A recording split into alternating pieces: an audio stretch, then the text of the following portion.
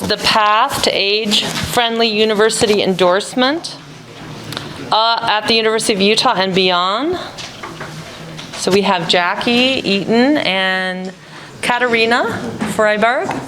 And we have handouts and no slides. Correct.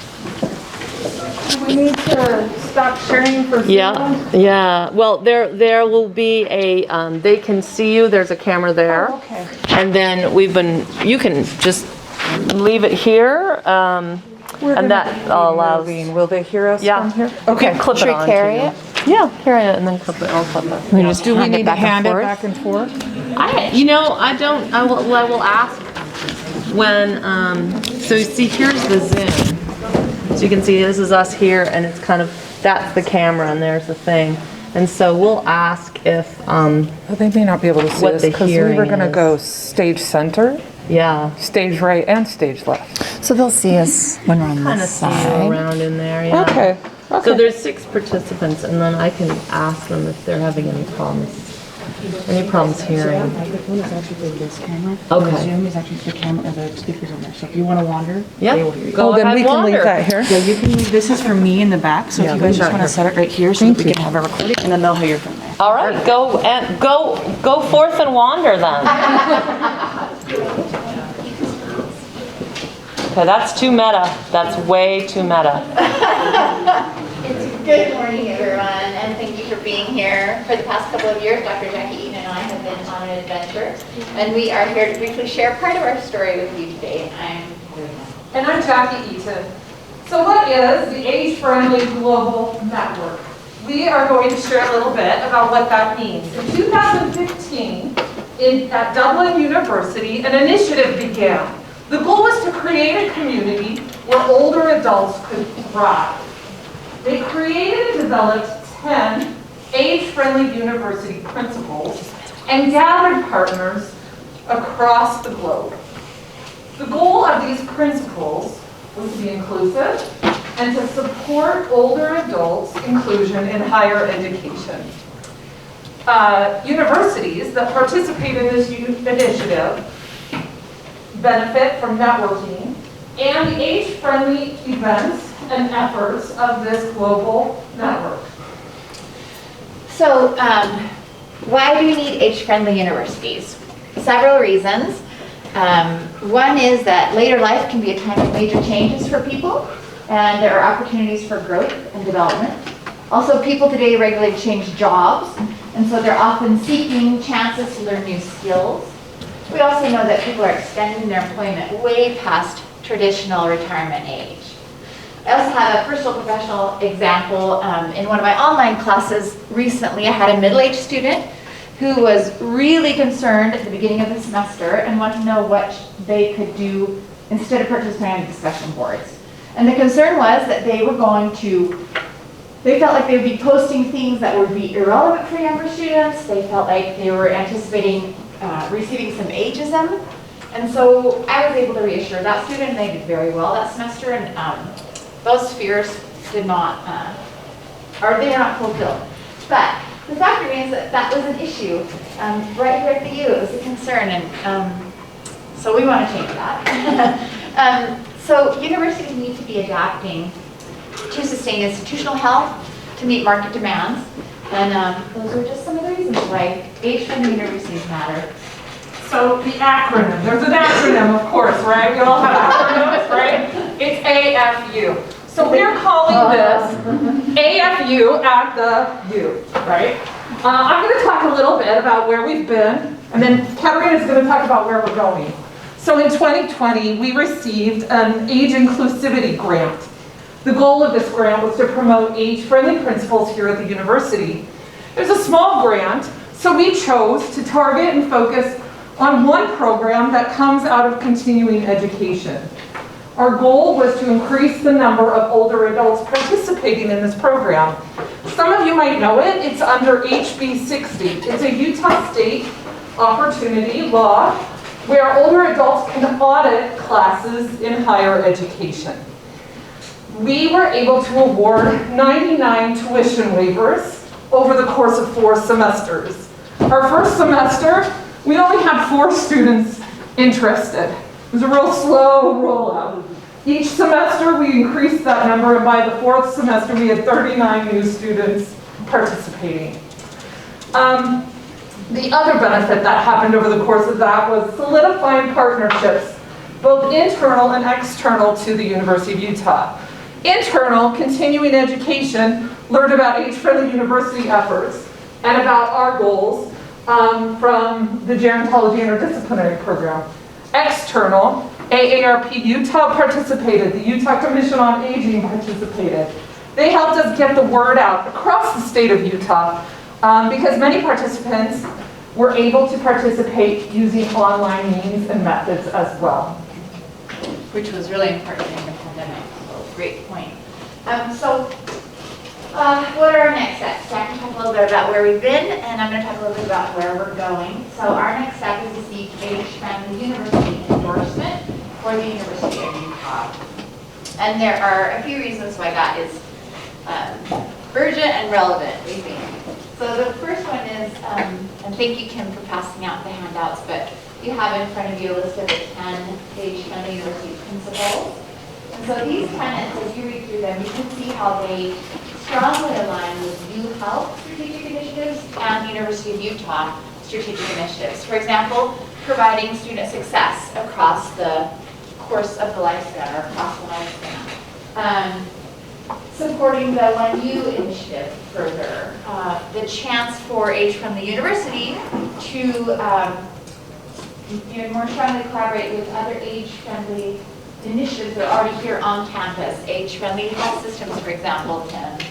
And age-friendly communities. Many of you may have heard about the symposium that's being held next week, 2 weeks. September 23rd and 24th. If you want more information, come find us and we'll help you get registered. So Linda Edelman and Valerie Greer are spearheading that. Also, it lets us collaborate even more with those communities that Jackie mentioned on campus and off campus. And it's been really exciting as we move this forward to see how much support we have across the university, in U Health and also across the university. So other reasons why it's a good time.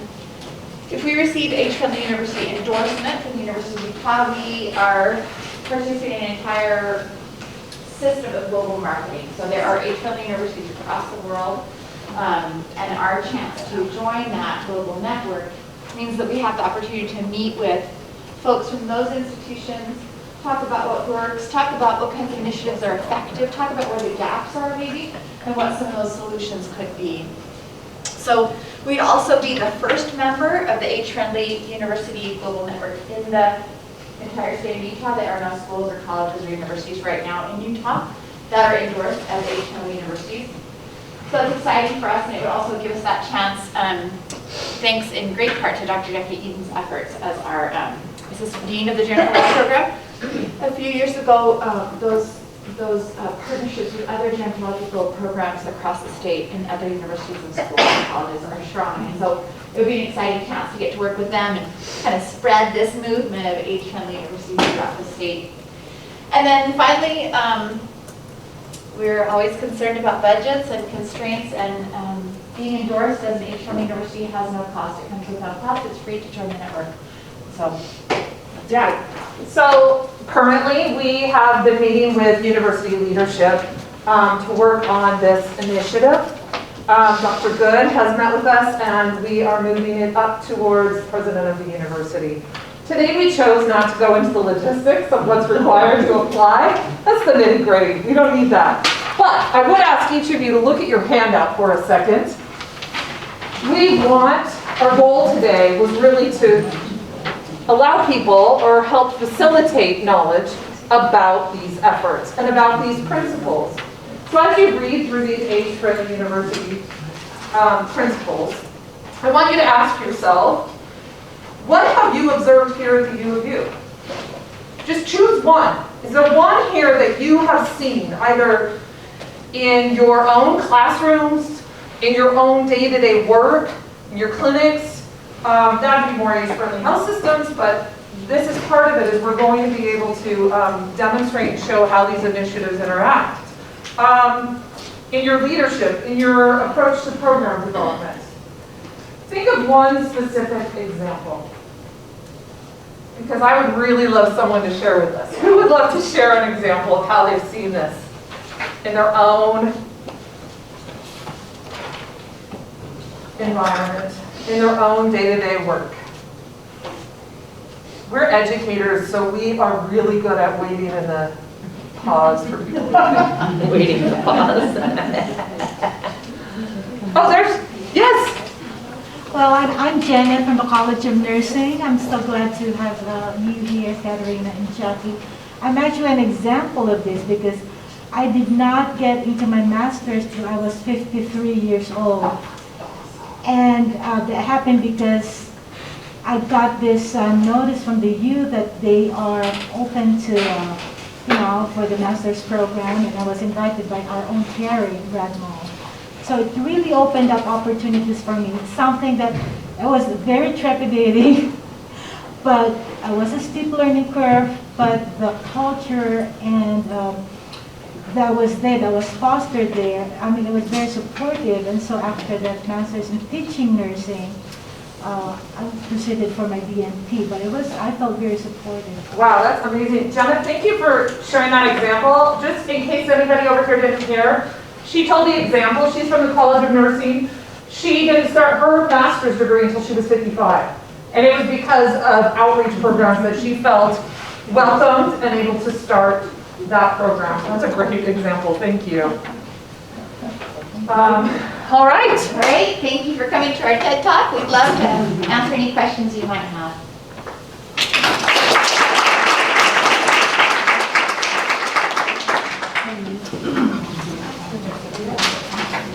Can I ask a quick question? Please. You may have said this and I may have totally missed it, but age friendly, are you talking like 50 and up? Like you mentioned AARP, like, what about, we have some second career people in my program, but they're like in their 30s. Yeah, that's a great question. So, you know how we talk about traditional students and non-traditional students? Right. The non-traditional student is actually defined as someone 25 years or older. Okay. So, that's hilarious, right? When we look at our students, I think kind of redefine what a traditional student is first of all.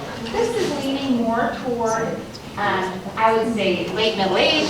But it's not defined under AFU. So we're taking a lifespan approach and being very inclusive. That's cool, right? Yeah. So it's kind of that point across the life course, right? I think as we read through these, we can be like, oh, right, maybe some things could be a little more equitably arranged for students who aren't 24. Yeah. Thank you. Yeah, thank you for that question. I sort of had that question too, because it's sort of like, well, other people think I'm old. Right? Like, should I go with how I feel inside or should I go with how people are treating me? Yeah. Katarina and I tend to lean towards this idea of the non-traditional and a lifespan approach because we're all aging. We're all aging. So, yeah. Great question, great comments. Thank you very much.